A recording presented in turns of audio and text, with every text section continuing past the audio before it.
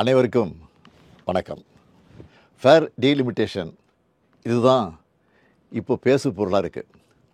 திமுக ஏன் இதை பேசு பொருளாக ஆக்குச்சுன்னா, 2026 டீலிமிட்டேஷன் கண்டிப்பாக நடந்தே ஆகணும். அப்போது மக்கள் தொகை அடிப்படையில் தொகுதி மறுசீரமைப்பு செஞ்சால் நம்மளோட எம்பிக்களுடைய பிரதிநிதித்துவம் பாதிக்கப்படும். இதை உணர்ந்து தான் நம்ம முதல்ல குரல் எழுப்பியிருக்கிறோம். இது எம்பிக்கள் எண்ணிக்கை சார்ந்த பிரச்சனை மட்டும் கிடையாது, நம்ம மாநிலத்துடைய உரிமை சார்ந்த பிரச்சனை. அதனால தான் தமிழ்நாட்டில் இருக்க அனைத்து கட்சிகளையும் அழைச்சி கூட்டம் நடத்தணும். பாஜக தவிர மற்ற எல்லா கட்சியினரும் ஓரணியில் நின்று நியாயமான தொகுதி மறுசீரமைப்பு வேண்டும்னு ஒரு தீர்மானத்தை நிறைவேற்றணும். அதில் இந்த தொகுதி மறுசீரமைப்பால் பாதிக்கப்பட உள்ள மற்ற மாநிலங்களையும் ஒருங்கிணைச்சு போராட வேண்டும்னு முடிவெடுத்தோம்.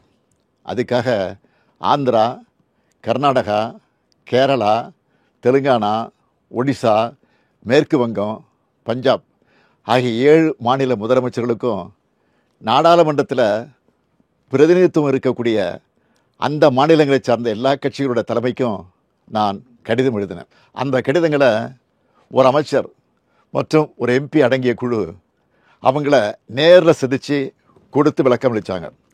எல்லா மாநில முதலமைச்சர்கிட்டையும் நானே ஃபோனில் பேசினேன்.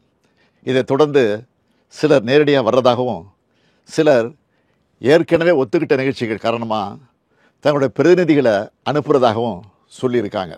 இந்த முதற்கட்ட ஆலோசனை கூட்டம் நாளை மார்ச் 22 சென்னையில் நடக்க இருக்கு. இப்போது எதுக்கு இந்த கூட்டத்தை நடத்தணும்னு சிலர் கேட்குறாங்க.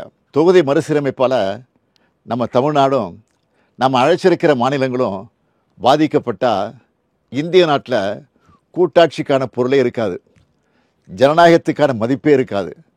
நாடாளுமன்றத்தில் நம்முடைய குரல்கள் நசுக்கப்படும், நம்முடைய உரிமைகளை நிலைநாட்ட முடியாது.